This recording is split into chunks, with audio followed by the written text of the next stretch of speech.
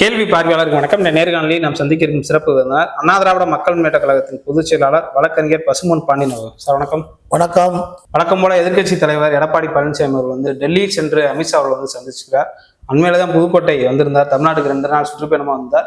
அப்போது கூட இந்த சந்திப்பு நிகழ்வுகளை டெல்லியில சந்திச்சிருக்கார். கூடுதலா பார்த்தோம்னா கடந்த முறை சந்தித்து வந்த பிறகு கர்ச்சீப்ல முகத்தை மூடிட்டு வந்திருந்த எதிர்க்கட்சி தலைவர் எடப்பாடி பழனிசாமி தற்போது நான் முகத்தெல்லாம் திறந்து வச்சிருக்கேன்னு சொல்லிட்டு மீடியாக்கள் முன்னாடி பேசியிருக்கார். இந்த சந்திப்புல பல்வேறு அரசியல் கூட பேசப்பட்டதாக கருத்து வருகிறது. நேற்றைய தினம் தான் பாமகவினுடைய அன்புமணி தரப்பு அவர் ஆதரவு கொடுத்திருந்தாங்க. அதிமுக கூட்டணி உறுதி செஞ்சிருக்காங்க. இதற்கு மத்தியில் இந்த டெல்லி சந்திப்பை எப்படி பாக்குறீங்க?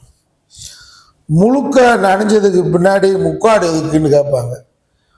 அன்னைக்கு நனைகளுக்கு முன்னாடி முக்காடு போட்டாரு, முழுக்க நினைச்சிட்டாரு. எடப்பாடி பழனிசாமி துரோகி, தமிழ்நாட்டின் துரோகி, அதிமுகவின் துரோகி, புரட்சி தலைவி அம்மாவுக்கு துரோகி, திராவிட இயக்கத்தினுடைய எட்டப்பன் எடப்பாடி பழனிசாமி. இனி நமக்கு எதுக்கு முக்காடு தேவை? அதனால முழுக்க நினைஞ்ச ஒரு மலுமட்ட எடப்பாடி பழனிசாமின்னு தான் சொல்ல முடியும். டெல்லிக்காரங்கிட்ட சரண்டர் ஆகி அமித்ஷா கிட்ட ஒரு மிட்டாய் வியாபாரி மாதிரி இருக்காரு அமித்ஷா. அந்த ஆள்கிட்ட போய் சரண்டர் ஆகி அதிமுகவை அடை வச்சுட்டேடா சாமிகளா, உங்களெல்லாம் சாமிகளான்றதா அல்லது வெறும் பாவிகளான்றதான்னு தெரியல. களவாணி பேழு இன்னைக்கு மிகப்பெரிய இயக்கத்தை அதிமுகவை சுக்குநூறா உடைச்சிட்ட. அதிமுக ஓட்டு வங்கி உன்னை விட்டு போயிடுச்சு. 2024 நாடாளுமன்ற தேர்தல் சாட்சி. அமித்ஷா மிரட்டுறா, மிரட்டலுக்கு பயந்தா வாழ முடியுமா? புரட்சித்துறை அம்மாவை டெல்லியில வச்சு யாராவது கூப்பிட்டு மாதிரி பேசியிருக்க வரலாறு இருக்கா?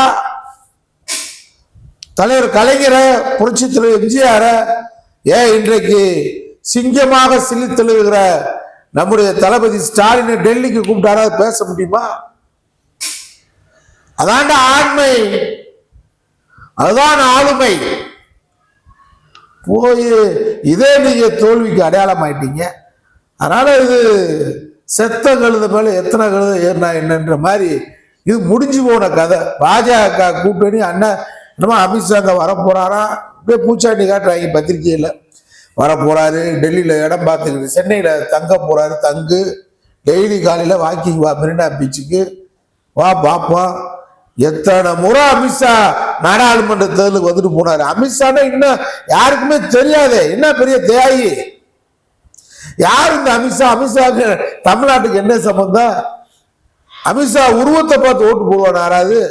நடிகர் சந்தான பாரதிக்கு அமித்ஷாவுக்குமே வித்தியாசம் தெரியாது, போஸ்ட் அடிச்சு ஓவியவங்க இந்த ஊரு. அதனால அமித்ஷா பூச்சாண்டி எடுக்காது. மேற்கோங்காலத்து இதே மாதிரிதான் தங்கினாரு, இங்கேயும் தங்க சொல்லு, தமிழ்நாட்டில் தங்க சொல்லு. அமித்ஷாவை சந்திப்போம். 25ஆம் தேதி மோடி வர்றாரு. மிரட்டல் பூராம யாருக்கு மிரட்டல்னா அதிமுக மிரட்டி. எவ்வளோ கேவலம் பாருங்க. நாவலர் அவரோடு அரசியல் செய்தவர், பேரறிஞர் அண்ணாவோடு அரசியல் செய்தவர், கலைஞரோடு புரட்சி தலைவரோடு அரசியல் செய்த பண்ருட்டி ராமச்சந்திரனை ஓபிஎஸ் கூப்பிட்டு, அவ்வளவு பெரிய மனுஷனை கூப்பிட்டு தேசிய ஜனநாயக கூட்டிலிருந்து விலகல்னு ஒரு நாடகத்தை போட விட்டோம். அவர் வாயிலிருந்து சொல்லிட்டு அவர் இருக்கும்போது அவருக்கே தெரியாம போய் டெல்லியில் அமித்ஷாவை சந்திச்சுட்டு இப்ப எப்படியாவது என்னை கட்சியில சேர்த்து விடு. ஏன்னா அமித்ஷா தான் பொதுச்செயலாளர் அதிமுகவுக்கு. மானமுள்ள அதிமுக தொண்டனே, உண்மையான புரட்சி தலைவின் தொண்டர்களே, கேவலத்தை பாருங்க. ஓபிஎஸ் பதவி இல்லாம இருக்க முடியல. அம்மா இறந்தோடனே தர்ம யுத்தம்டாரு. நம்ம சின்னம்மா தான் அம்மாவை கொலை பண்ணிட்டாங்க. இயற்கையான மரணம் அல்ல, விசாரணை கமிஷன் வேணும், தர்ம யுத்தம். என்ன யுத்தம் நஜிப்பேன்னா சொல்றாரு. அந்த விசாரணை கமிஷன் இவங்களே போட்ட விசாரணை கமிஷனுக்கு எல்லாம் நாட்டில் பூரா எல்லாம் பூரா எட்டைன்னு சொல்லுவாங்க, எட்டப்பையிலா பூரா கேடை இருக்கு நினைச்சிட்டு இருக்காரா ஓபிஎஸ், இபிஎஸ், வேலுமணிலாம். என்னப்பா கோடி கோடியா கொள்ளையடிச்சிருக்கீங்க. கொள்ளையடிச்ச பணத்தை பாதுகாக்கிறதுக்கு உங்களுக்கு ஒரு அதிமுக ஒரு கட்சி தேவை. அந்த கட்சியை காட்டி கொடுத்து கூட்டி கொடுத்து டெல்லிக்காரனுக்கு, பாஜக காரனுக்கு, இந்த நாட்டில் பாஜகவுக்கு ஒரு நுழைவாயில் ஏற்படுத்தி கொடுக்கறதுக்கு நீங்களா மாமா வேலை பார்க்கலாமாடா? எங்கடா கட்சி நடத்துறீங்கன்னு கேட்கிறேன். எங்கடா அண்ணா பேர்ல கட்சி? புரட்சி தலைவர் பேர்ல லேடியா மோடியான்னு கேட்ட புரட்சி தலைவர் பேர்ல எங்கடா கட்சின்னு கேட்கிறேன். டெல்லிக்காரனுக்கு மாமா வேலை பார்த்துட்டு போயிடலாம். அதுக்கு நீங்க கட்சி வேணாம் உங்களுக்கு. என்ன தர்ம யுத்தம் நடத்துனீங்க? அசிங்கமா இல்லை உங்களுக்கு? இப்ப சின்னமாவை சேர்க்கணும். இப்ப சின்னமாவை சேர்க்கிற கண்டிஷன் என்ன ஆச்சு? ஓபிஎஸ் கேட்கிறேன். இப்ப 17ஆம் தேதி எம்ஜிஆர் பிறந்தநாள் அன்னைக்கு ஓபிஎஸ் இணைச்சு அவைத்தலைவரோ அல்லது பொருளாளரோ கொடுக்க போறாங்களா? எட்டப்பன் எடப்பாடின்னு சொன்னது என்ன ஆச்சு? எடப்பாடி இல்லாத நாங்க அதிமுகவை இருப்போம் இணைப்போம் சொன்னது என்னாச்சு? அதோட நம்ம டிடிவி நல்லா பேசிட்டு வந்துக்கிட்டு பேட்டியில. இப்ப தேர்தல் வந்து விட்டால் எதிரியும் தேவையில்லை துரோகியும் தேவையில்லை. எதிரியும் துரோகியும் களவாடி பெருமை வீட்டுக்குள்ள விடுவாங்கி ஒரு விழா நடத்துற, வீட்டுல திருமண விழா நடத்துறா, ஒரு இல்லத்திறப்பு விழா நடத்துறா. ஒரு இல்லத்திறப்பு விழா நடத்தினால், வீடு திறந்தால், கல்யாணம் நடத்தினால் அங்க களவாணி பெண்ணு வருவான், முள்ள மாதிரி வருவான், அனைவரையும் நான் வரவேற்று சாப்பாடு கொடுக்கின்ற மாதிரி இருக்கு. தேர்தல்னா யோக்கியனை வைக்கணும். நேற்று வரைக்கும் எடப்பாடி பழனிசாமி இல்லாத அதிமுக உருவாக்குன்னு சொல்லிட்டு இப்ப அமித்ஷா கூப்பிட்டு பேசின உடனே தேர்தல் விட்டால் எதிரி வரலாம், துரோகி வரலாம், மாமாக்காரே வரலாம், பிச்சைக்காரே வரலாம். ஓபிஎஸ் அவர் வந்து நான் அவுத்து விட்டா திகார் ஜெயிலுதான்ற மாதிரி கருத்தெல்லாம் வச்சாரு. ஆமா, அவுத்து விட்டா திகார். சின்னம்மாவை தர்மத்தை எடுத்து போய் என்ன சொல்லுவாங்கன்னா, சின்னம்மாவை பத்தி நான் இன்னும் 10% சொல்லியிருக்கிறேன். இன்னும் நான் இன்னும் வரைக்கும் மிரட்டல். ஏப்பா 90% என்ன ஆச்சு? உங்களா இதெல்லாம் மக்கள் பார்க்காம இருக்க நினைக்கிறீங்களா? ஓபிஎஸ் அவர்களே, நடக்க முடியாம இருந்துகிட்டு உங்களுக்கு என்ன பதவி? சின்னம்மா ஜெயிலுக்கு அனுப்பிச்ச உடனே துணை முதல்வர் பதவி ஏட்டையாவா இருந்துட்டு போலீஸ் சென்ட்ரி போலீஸ் ஆயிட்டீங்க. போலீஸ் ஸ்டேஷன்ல நிப்பார்ல முன்னாடி சென்ட்ரி போலீஸ். இதெல்லாம் கேவலம். இதெல்லாம் மக்கள் பார்க்காம உங்களுக்கு நீங்க பாஜக இந்த அமித்ஷா மோடியை கூப்பிட்டு வந்தோடனே இந்த பூச்சாண்டியில பார்த்து உங்களுக்கு ஓட்டு போட்டுருவாங்க மக்கள். உங்களுக்கு எதுக்கு ஓட்டு போடுறேன்? தர்ம யுத்தம் நடத்தின தர்ம யுத்தம் போச்சு. அப்புறம் என்ன யுத்தம்? எடப்பாடியை எடுத்து நடத்துனீங்க. இப்ப அமித்ஷா காலில் விழுகிறீங்க, தேசிய ஜனநாயக கூட்டத்துக்கு விலகுறீங்க, பலாப்பழத்தை ரெட்டலை எடுத்து பலாப்பழத்தை உச்சனத்தில் நிற்கிறீங்க. என்னங்க பாருங்க. ஆக மொத்தம் உங்க நோக்கம் என்ன? பதவி. கொள்ளையடிக்கணும், பதவியில் இருக்கணும். இதை தவிர உங்களுக்கு என்ன பொது அம்சம் நாட்டுக்கு இருக்கு? மொழி போராட்டத்தை பத்தி பேசிருக்கீங்களா? பாஜகவை வெறுப்பேற்றணும்னா ஓபிஎஸ் அறிக்கை, ஒன்றிய அரசு பழி வாங்குகிறது, நிதியை கல்வி நிதியை கொடுக்கவில்லை, தவறு. அவங்கள மிரட்டல். மிரட்டல்ல ஓட்டுறாங்க பாருங்க வண்டிய. டிடிவி பேசுறது நல்ல பேச்சா? இதுவரைக்கும் கரெக்டா பேசிக்கு வந்தாரு. எல்லாரும் நாங்க அதான் செங்கோட்டை ஓடுறாரு. நாங்க ஓடுறது காரணம் என்ன? பிஜேபி விரட்டி விட்டான். நீ அங்க போய் இருந்து அங்க பார்த்துக்கண்டு. அது ஒரு பிஜேபியுடைய கிளைக்கழகம் தான் பாஜக, தாவேகா. அங்க போ. சீமான் ஒரு பக்கம் தயாரிப்பு, தாவேகா ஒரு பக்கம் தயாரிப்பு, இந்த செட்டுல ஒரு பக்கம் தயாரிப்பு. அன்புமணி எங்க இருக்காரு? சிபிஐ வழக்கு இருக்கிறார் பூரா பிஜேபி கூட்டணியில் இருப்பாங்க. பொதுமக்களுக்கு தெரியாதா? விஜய நெருக்கடி. எந்த வழக்குல சிபிஐ இவ்வளவு வேகமா துரிதமா நடவடிக்கை எடுத்துச்சு? கரூர் வழக்க தினசரி பத்திரிகையில போடுறது, தொலைக்காட்சியில போடுறது, விஜய் நேரடியாக வர சம்மன். ஆதவர்ஜனா வந்தார், ஆதவர்ஜனா ஊர்னார், புஷி வந்தார், உட்கார்ந்தார், சிபிஐக்கு போனார். இதை செய்தியாக்குன்னா விஜய மறைமுகமா மிரட்டல். வா, விசாரிச்ச அளவுல ஓ மேலதான் தப்பு இருக்கு. உள்ள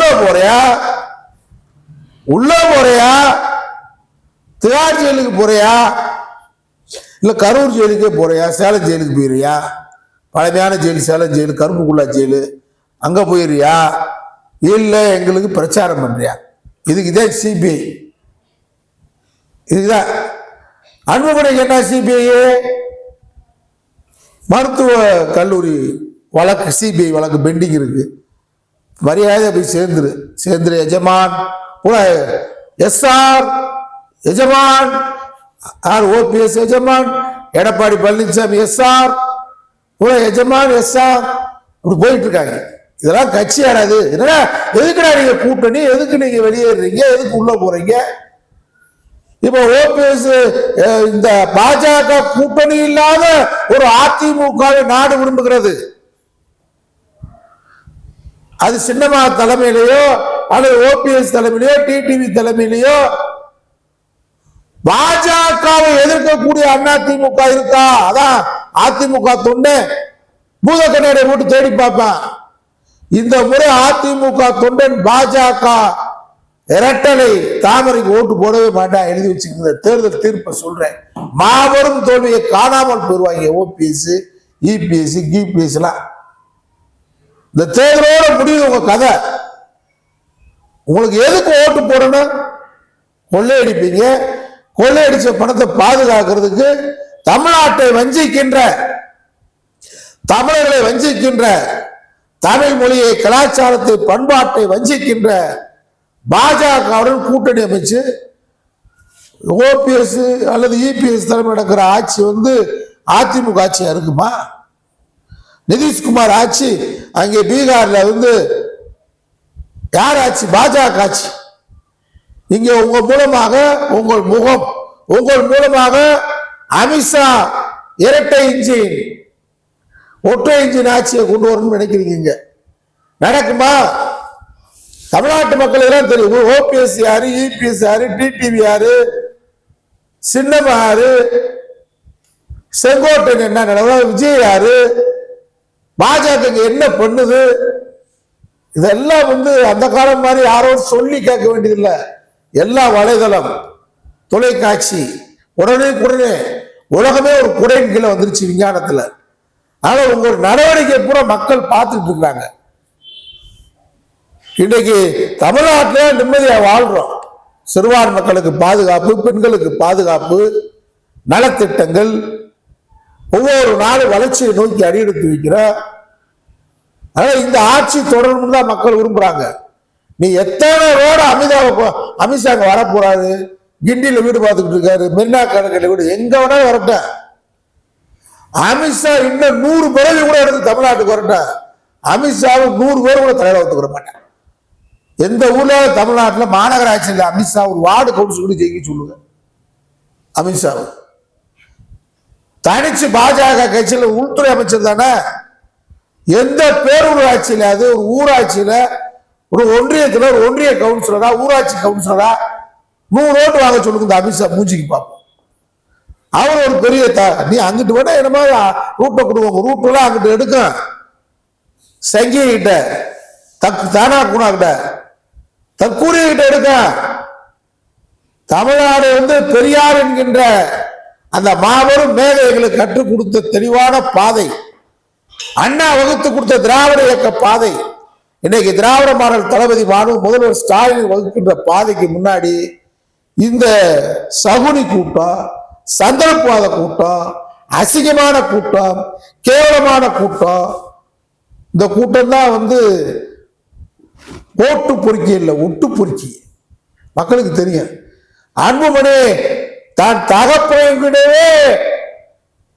அன்புமணி இவ்வளவு முரண்பட்டு இருக்கிறவர் எப்படி நாட்டுக்கு நன்மை செய்வார் மக்களுக்கு தெரியாதா? ஓபிஎஸ் இந்த ஊர்ல சொல்லுவாங்க குழாயடி சண்டை, சக்கலத்தி சண்டைன்னு. அதை விட கேவலமான சண்டை எடப்பாடி, டிடிவி, ஓபிஎஸ் ஓட்டு. நீங்க திரும்ப நாங்க எடப்பாடி பழனிசாமி முதலமைச்சராக ஓட்டு கட்டு வந்தா எங்கேயாவது அடி வாங்கிட்டு போறாங்க. பெண்கள்லாம் தொடப்ப கட்டோட இருப்பாங்க. மான மரியாதையோட வேட்டி சட்டையோட போயிருப்பேன். எங்கேயாவது வேட்டி சட்டை உரிய விட்டுருவாங்க. தமிழ்நாட்டில் ஓபிஎஸ் வேட்டி இல்லாமல் ஓடினார்னு செய்தி வந்துடும். கேவலம். ஏன்னா நீங்க பேசின பேச்சு அப்படி கேவலமான நடவடிக்கை. உங்க நடவடிக்கை நரகளுக்கு சமம். நீங்க நரகளை நீங்களே போட்டுட்டு நீங்களே அதை மிதிச்சு போற மாதிரி.